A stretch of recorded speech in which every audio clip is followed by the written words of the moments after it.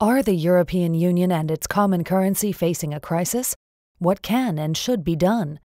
The EU is planning a new treaty called the European Stability Mechanism, or ESM. A treaty of debt. Members of Parliament all have access to the draft legislation. The authorized capital stock shall be 700 billion euros.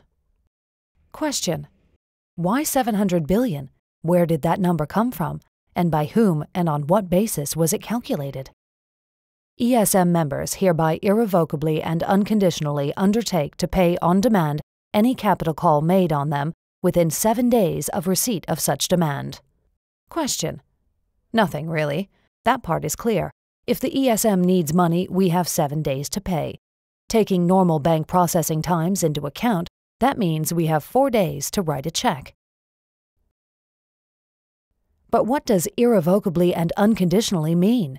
What if we have a new parliament, one that doesn't want to transfer money to the ESM? Do we have to pay anyway? The Board of Governors may decide to change the authorized capital and amend Article 8 accordingly. Question: pardon me? 700 billion is just the beginning? The ESM can stock up the fund as much as it wants to, any time it wants to? And we would then be required, under Article 9, to irrevocably and unconditionally pay up? The ESM shall have full legal capacity to institute legal proceedings.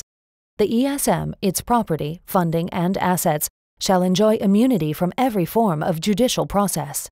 Question: so the ESM program can sue us, but we can't challenge it in court? The property, funding, and assets of the ESM shall be immune from search, requisition, confiscation, expropriation, or any other form of seizure, taking, or foreclosure by executive, judicial, administrative, or legislative action. Question: immune from judicial action was covered in the last point, but this means neither our governments nor our legislatures nor any of our democratic laws have any effect on the ESM organization? That's a pretty powerful treaty. Governors, alternate governors, directors, alternate directors, the managing director, and staff members shall be immune from legal process with respect to acts performed by them and shall enjoy inviolability in respect to their official papers and documents. Question: so anyone involved in the ESM is off the hook? They can't be held accountable for anything? And does the inviolability of their papers mean we can't destroy them, or that we won't even be allowed to see what's been written? The treaty establishes a new intergovernmental organization to which we are required to transfer unlimited assets within 7 days if it so requests. An organization that can sue us but is immune from all forms of prosecution and whose managers enjoy the same immunity. There are no independent reviewers and no existing laws apply. Governments cannot take action against it.